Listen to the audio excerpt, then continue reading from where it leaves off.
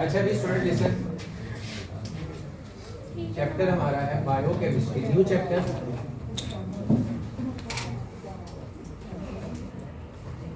Basically there is two word, one is the biology, other is the chemistry. Biology का मतलब तो हो गया लिविंग थिंग्स और केमिस्ट्री का मतलब हो गया रिएक्शंस। यानी इस चैप्टर में आपने पढ़ना है chemical reactions in living things. आप ये कह सकते हैं लिविंग थिंग्स में केमिकल रिएक्शंस या लिविंग थिंग्स में जो केमिकल कंपाउंड्स किनके अंदर हमने ये डिस्कस करते हैं, living things. It's means to say कि ह्यूमन बीइंग में केमिस्ट्री भी इन्वॉल्व होती है। yes, हमारे अंदर केमिस्ट्री कैरी आउट होती है। इसकी एक सादा सी मिसाल ये है, देखो हम ऑक्सीजन को अंदर लेकर जाते हैं, बड़ी सिंपल एग्जांपल है। हम सब जानते हैं कि we carry out oxygen, oxygen gas अंदर आपके बॉडी में जाती है, लेकिन हम निकालते कार्बन डाइऑक्साइड। तक कार्बन डाइऑक्साइड हम अंदर नहीं लेकर जा रहे उस मिकदार में जिसमें हम बाहर निकालते। इसका मतलब अंदर ही अंदर किसी रिएक्शन में वो बनती है। कैसे बनती है रू भाई शुभान? हम अंदर क्या लेकर जाते हैं, ऑक्सीजन, लेकिन हम जो खाना खाते हैं ना, फूड, वो केमिकल कंपाउंड है। यानी आपके हर खाने के अंदर मौजूद होते हैं कार्बन और हाइड्रोजन के बॉन्ड।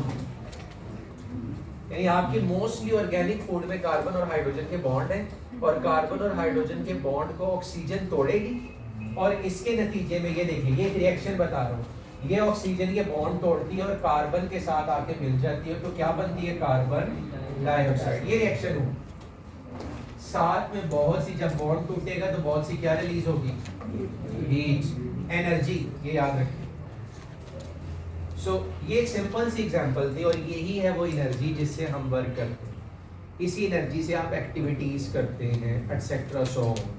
तो पहले तो इस चैप्टर में हम ये देखेंगे कि आपके बॉडी में कौन कौन से केमिकल कंपाउंड्स पाए जाते हैं। तो वो जो मेन है हर लिविंग थिंग में, स्पेशली ह्यूमन में वो ज़्यादा इम्पोर्टेंट है। तो 3 से 4 तरह के मेन जो कंपाउंड्स हैं वो डिस्कस हैं जी। सबसे पहले जी हम इस चैप्टर में डिस्कस करेंगे कार्बोहाइड्रेट्स को, याद रखिएगा, प्रोटीन, फैट्स और विटामिन्स एंड न्यूक्लिक एसिड भी है। तो जी पहला टॉपिक हमारे पास आ जाता है, दैट इज कार्बोहाइड्रेट्स। कार्बोहाइड्रेट्स देखिएगा जी, ये पहले कंपाउंड है जो लिविंग थिंग्स में पाए जाते हैं। कार्बोहाइड्रेट्स,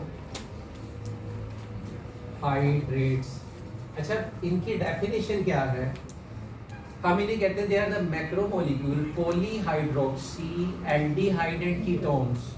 तो हम इन्हें जब डिफाइन करते हैं तो ये क्या है? पहली बात ये मैक्रोमोलिक्यूल्स हैं, पॉली मीन मैनी,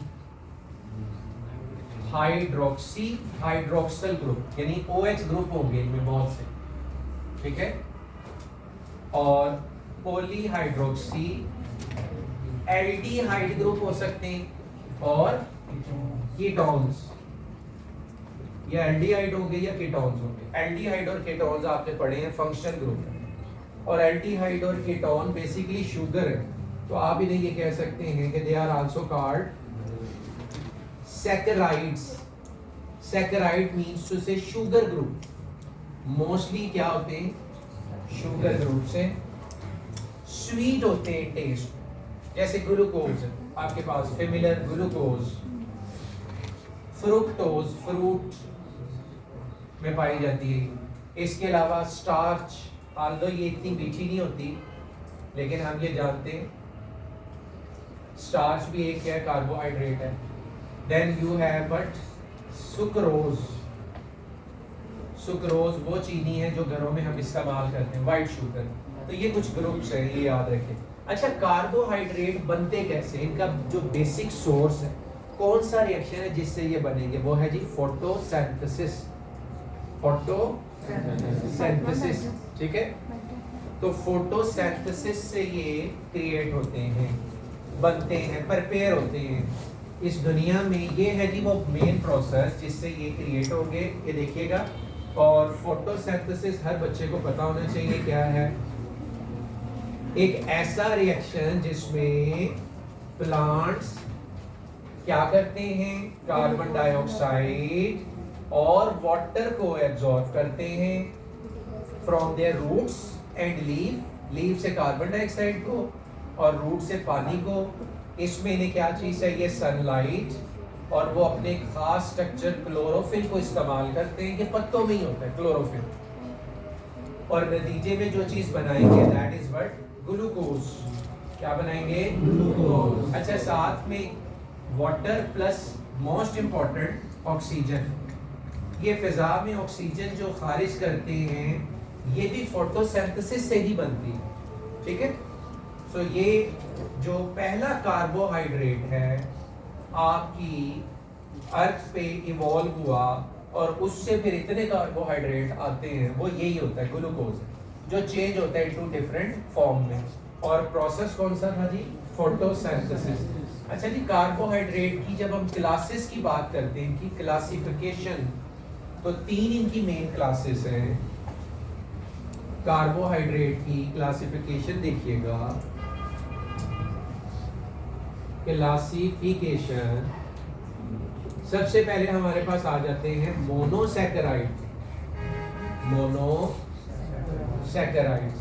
अच्छा जी, आज हम पहले मोनोसैकेराइड के बारे में पढ़ेंगे डिटेल से। मोनोसैकेराइड, ओलिगो या डाइसैकेराइड एंड पॉलीसैकेराइड, ये 3 हैं। जब मोनो की बात करते हैं, मोनोसैकेराइड मींस टू से सिंपलेस्ट शुगर, आवाज आ रही, सिंपलेस्ट शुगर होते हैं।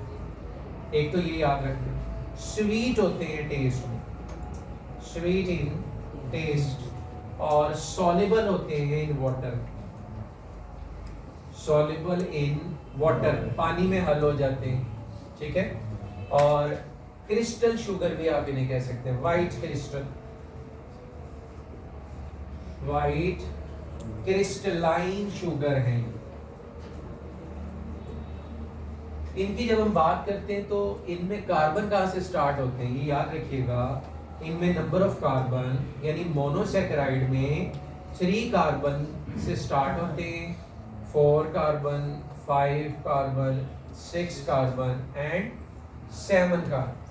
अच्छा, उसी से फिर हम इन्हें नाम देते हैं। जैसे जो 3 कार्बन वाली मोनोसैकेराइड शुगर होगी उसको हम कहते हैं ट्राईओज, सारों के एंड में ओज आएगा, इसको हम कहते हैं टेट्रोज, ठीक है। इसको हम कहते हैं पेंटोज, इसको हम कहेंगे 6 को हेक्सोज और इसको हेप्टोज। तो सब के एंड पे क्या आ रहा है जी, ओज, ये याद रखिए। अच्छा, मोस्ट फेमिलियर शुगर जो है वो है राइबोज यानी पेंटोज या राइबोज और हेक्सोज, ये सबसे फेमिलियर आ जाती हैं और ये बहुत ज़्यादा डिस्कस होती है एक साइंस के स्टूडेंट्स की बुक्स में, स्पेशली बायो और केमिस्ट्री के अंदर, राइबोज या पेंटोज और हेक्सोज। अच्छा, सबसे पहले देखिएगा 5 कार्बन शुगर, इसका फार्मूला यूजुअली अगर मैं देखूँ, इसमें एक एग्जांपल है राइबोज C5H10O5, और ये जो शुगर है ये पाई जाती है किसमें,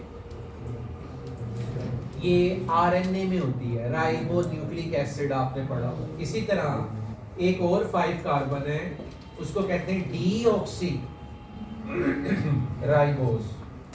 अच्छा जी, उसका फार्मूला क्या होगा, C5H10O4। डीऑक्सी का मतलब ये हुआ एक ऑक्सीजन कम, और ये कहाँ होती है, अगर ये आरएनए में है तो ये डीएनए में होगी। और इसी तरीके से हमारे पास 6 कार्बन में glucose is the most familiar one, glucose भी है, ग्लूकोज, ठीक है जी। फ्रुक्टोज, ग्लूकोज दोनों आइसोमर्स हैं, C6H12O6। और जब हम बात करते हैं इनकी, ग्लूकोज तो एक आम शुगर फोटोसिंथेसिस में हमने देखा बनती है, और फ्रुक्टोज फ्रूट्स शुगर है, फ्रूट्स के अंदर ये पाई जाती है, ये याद रखिएगा। दिस इज वाई जो फ्रूट्स हैं वो क्या होते हैं, स्वीट होते हैं टेस्ट में।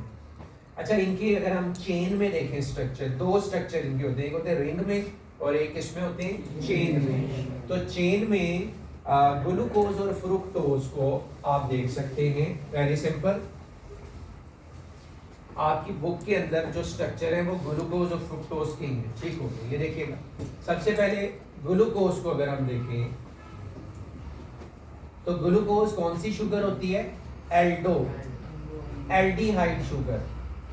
अच्छा, एल्डिहाइड ग्रुप का क्या फार्मूला होता है? एल्डिहाइड होते हैं कार्बन मोनोक्साइड, एक तरफ R और दूसरी तरफ क्या होगा? H, ठीक है। यानी ये है कार्बन मोनोक्साइड। लिसन, पहले आपने एक फार्मूला कैसे ड्रॉ करना है। लिसन, आप ये करेंगे ऐसे कार्बन ड्रॉ कर लें। How many?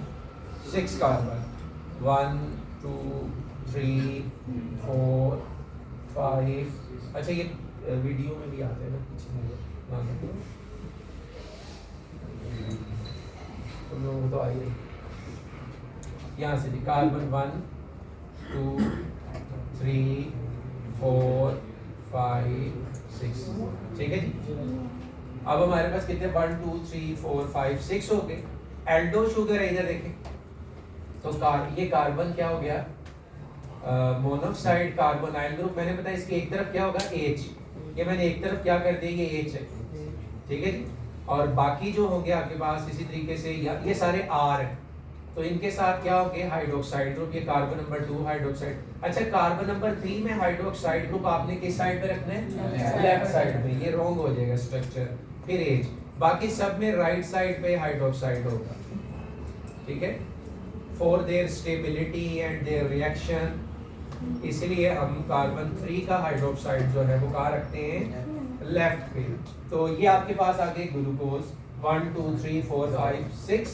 1 2 3 4 5, क्या जाता है? नहीं, ठीक। तो ये हमारे पास क्या है? आखिरी वाले के साथ 2 हाइड्रोजन, बाकी सारों के साथ क्या हो गया? एक एक हाइड्रोजन आएगा और एक एक हाइड्रोक्साइड ग्रुप आएगा। और यहाँ पर भी हमारे पास ये एक हाइड्रोजन आ गया। ले जी, अब ये तो हो गया हमारे पास क्या? ग्लूकोज। अगर हम बात करते हैं फ्रुक्टोज की, तो हमें कैसे पता चला ये एल्डो है? ये देखिए, ये जो फंक्शनल ग्रुप है कौन सा इसमें यूज हुआ? एल्डिहाइड। अब जरा देखिएगा, दूसरी तरफ हमारे पास आ जाता है फ्रुक्टोज। फ्रुक्टोज कौन सी शुगर है? कीटो। इसमें कार्बन मोनोक्साइड के दोनों तरफ ही कार्बन होता है, H H OH। कार्बन 1 2 3 4 5 6, ठीक हो गया। अभी जैसे मैंने बताया था कार्बन नंबर 3 के लेफ्ट साइड में क्या होगा? OH। बाकी सब के, ये मुझे हर चीज की आवाज आती है, आपकी अभी सोच वहां तक गई नहीं। मैं जरा लेक्चर के बाद बताता हूँ। वेट, आप जो बात कर रहे हैं H एंड H। अब सवाल ये देखो, ये हमें कैसे पता चलेगा ये फ्रुक्टोज है या ये कीटो शुगर है? हाउ? बिकॉज यहाँ पर जो फंक्शनल ग्रुप है वो कौन सा यूज हुआ है? कीटोन, ठीक है। यदि कार्बन मोनोक्साइड के इधर भी क्या है? R और इधर भी R है, तो this one is also R और ये भी R है, तो ये फ्रुक्टोज है। और दोनों एक दूसरे के क्या हुए? फिर आइसोमर्स। दोनों का फार्मूला C6H12O6। और ये रिंग में भी एग्जिस्ट करते हैं, याद रखिएगा। रिंग के अंदर जब हम इनकी बात करते हैं, कि आगे आप पढ़ोगे भी, they are also exist in ring form.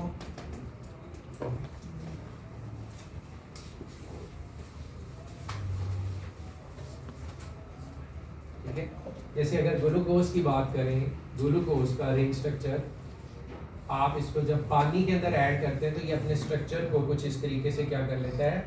Change. So this is the ring structure of glucose, ठीक है। इसमें ये वो ऑक्सीजन है जो फंक्शनल ग्रुप को रिप्रेजेंट कर रहा है। यहाँ से कार्बन काउंट होंगे, carbon 1, carbon 2, carbon 3, carbon 4, carbon 5, और इसके ऊपर आ जाता है ऐसे कार्बन 6। आखिरी कार्बन के साथ 2 हाइड्रोजन होते हैं और एक क्या हो गया? OH, ठीक है जी। बाकी सारों के साथ क्या होगा आपके पास? H OH, यानी